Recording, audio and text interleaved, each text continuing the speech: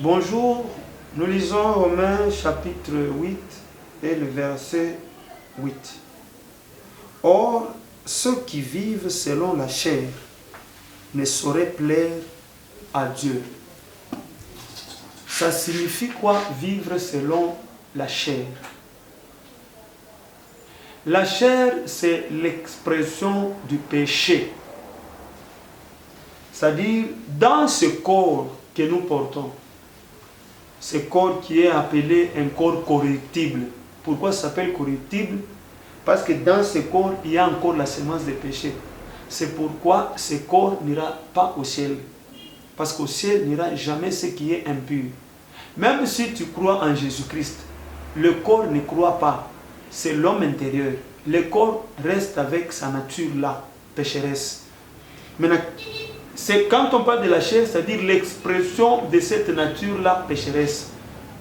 L'apôtre Paul dit, la chair a des désirs contraires à ceux de l'esprit. Donc, tu es là, ton corps te pousse à poser un acte. Toi, tu es d'accord. Et l'apôtre Paul parle même des désirs de la chair.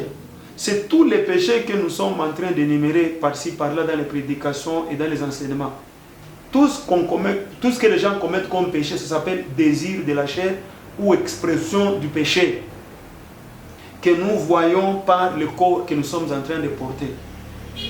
Si tu veux plaire à Dieu, commence par dire non à tout désir de la chair. C'est vraiment un verset très simple que tout le monde peut lire et commenter. Donc, péché, c'est-à-dire obéir à la chair. Péché, c'est-à-dire laisser la chair s'exprimer. Tu veux plaire à Dieu. En toi, il y a l'Esprit du Seigneur qui est en train de te parler.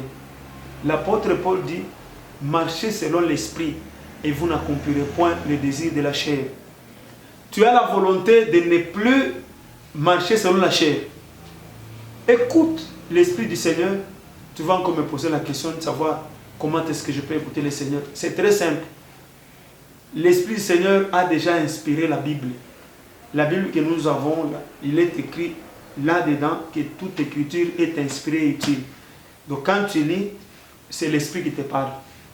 Ne te pose même pas la question comment tu mettras cela en pratique. Toi, lis seulement. La méditation de la Bible fait entrer en nous la force de la mise en pratique. Et puis, la Bible dit, si tu entends la voix de Dieu aujourd'hui, n'endurcis pas ton cœur. Pourquoi aujourd'hui? Parce que si aujourd'hui tu entends la voix du Seigneur, cette voix du Seigneur est accompagnée par la force de son accomplissement, la puissance de son accomplissement. C'est possible de lire et de mettre en pratique. Tu vas totalement anéantir les désirs de la chair en toi et tu vas plaire à Dieu. Que Dieu vous bénisse.